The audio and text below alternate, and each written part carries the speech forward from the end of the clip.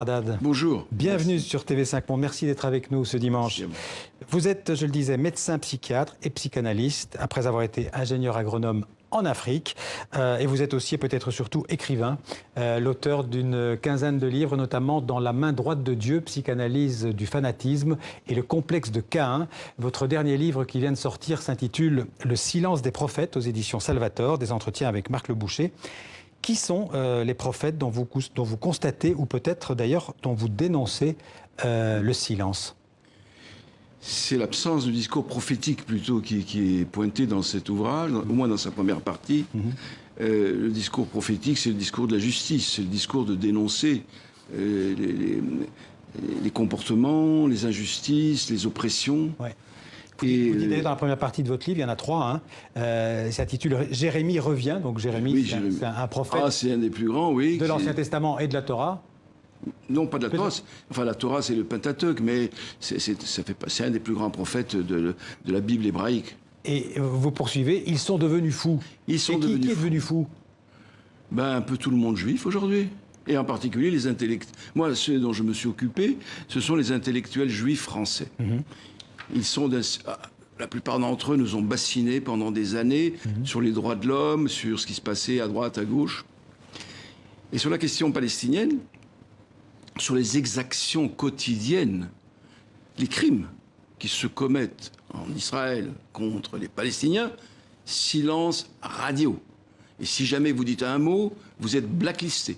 Oui, donc vous dites que la vie intellectuelle juive en France, je cite les mots que vous écrivez, est cadenassée, mise sous surveillance. Absolument. Et pas qu'en France d'ailleurs. En Allemagne, on a eu un exemple récemment où on a réussi à licencier le président du musée juif de Berlin, qui était un grand monsieur, a été obligé à démissionner parce que l'ambassade d'Israël n'a pas aimé une parole qu'il a prononcée. Donc canassé directement par l'ambassade d'Israël. Non, l'influence n'est pas aussi... L'ambassade d'Israël doit être pour beaucoup là-dedans. Ouais. Et elle a des ramifications nombreuses.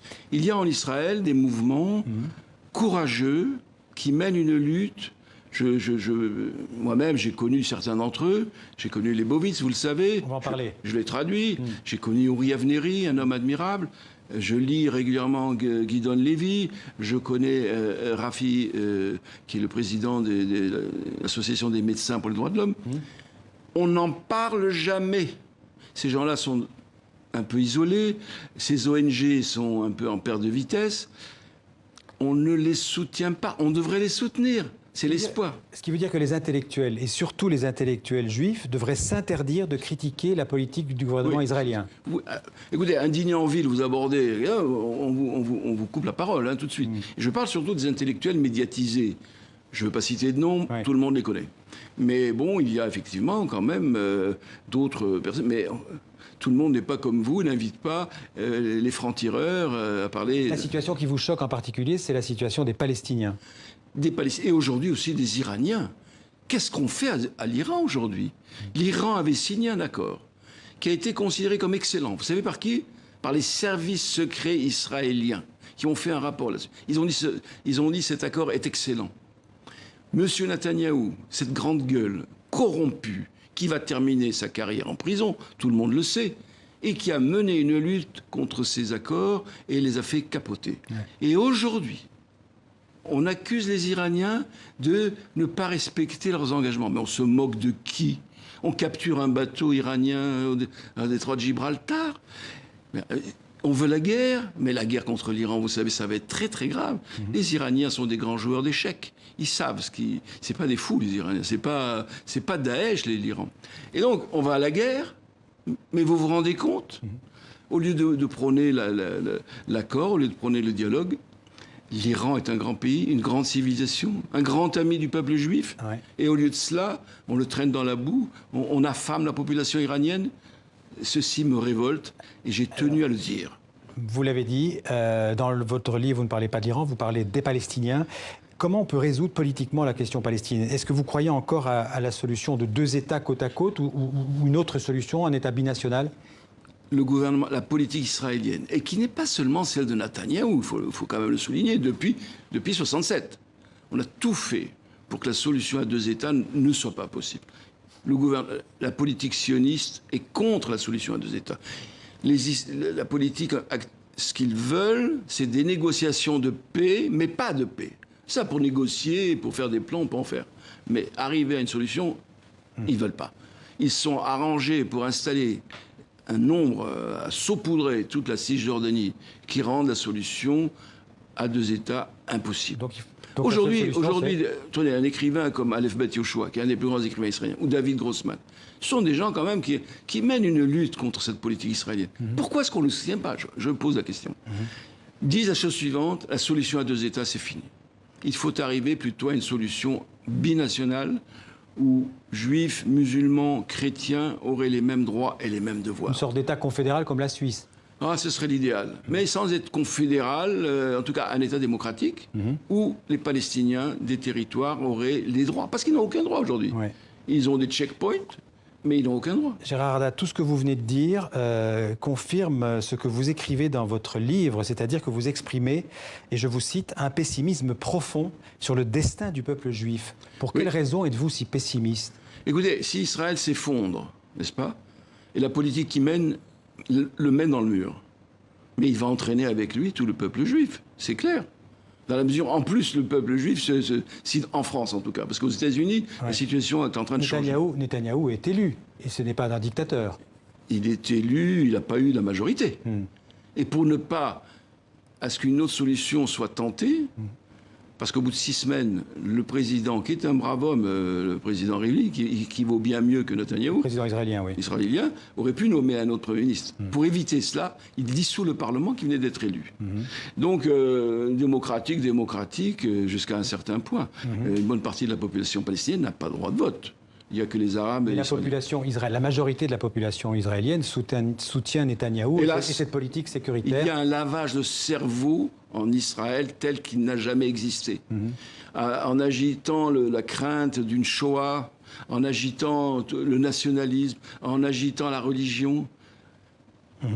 Tout cela mène la mentalité israélienne dans une espèce d'exaltation nationaliste qui est raciste et qui crée aujourd'hui un état d'apartheid.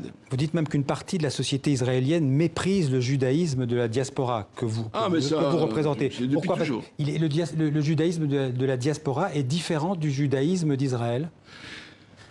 Le judaïsme, c'est la religion. C'est-à-dire, pour ceux qui pratiquent la religion, il y a des règles religieuses.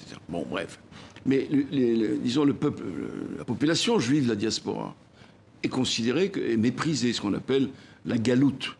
L'esprit galoutique, c'est pas d'aujourd'hui. Hein. Moi, quand j'ai fait mon alia, moi, je me suis installé en Israël. Ouais. Et j'ai pu toucher du doigt ces choses-là. L'esprit galoutique, c'est l'esprit de compromis, c'est l'esprit de dialogue.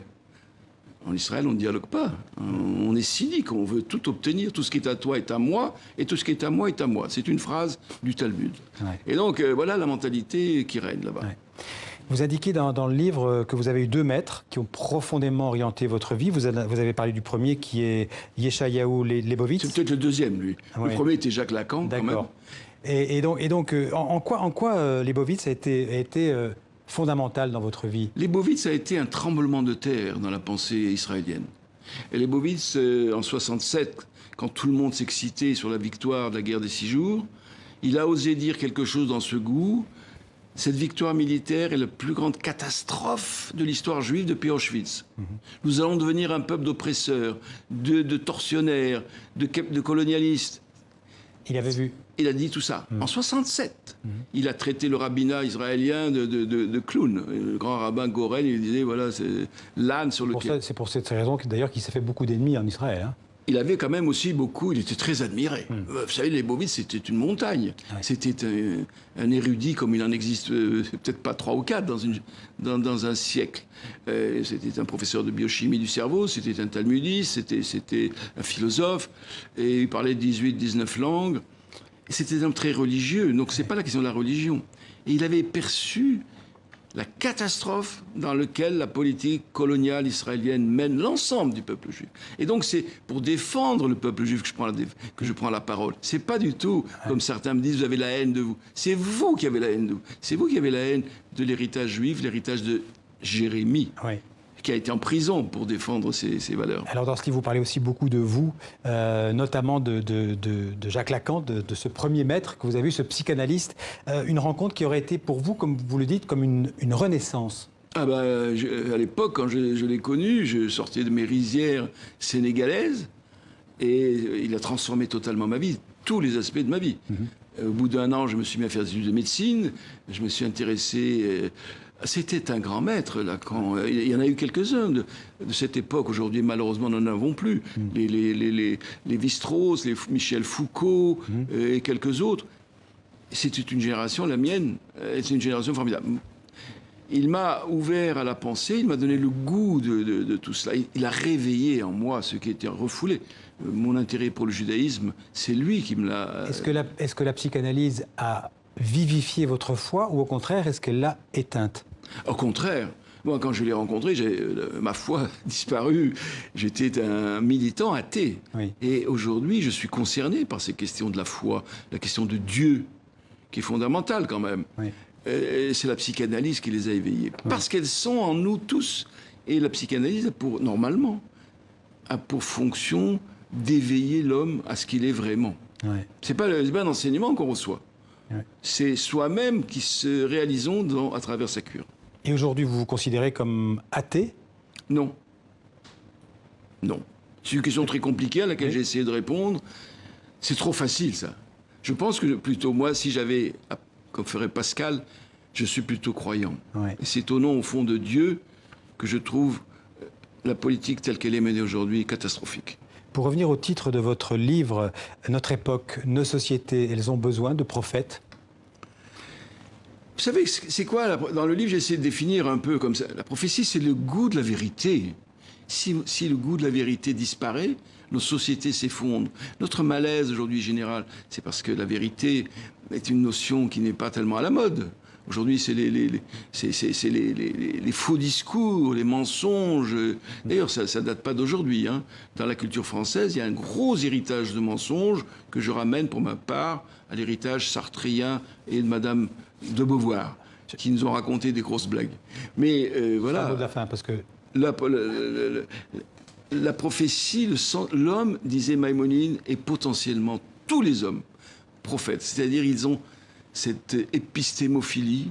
Malheureusement, nous la refoulons. Merci Gérard Haddad. Un livre passionnant, Le silence des prophètes, aux éditions Salvator. Merci de m'avoir donné la parole. Merci d'être venu en parler dans le 64 minutes. On va parler culture avec Pascal Bourgault.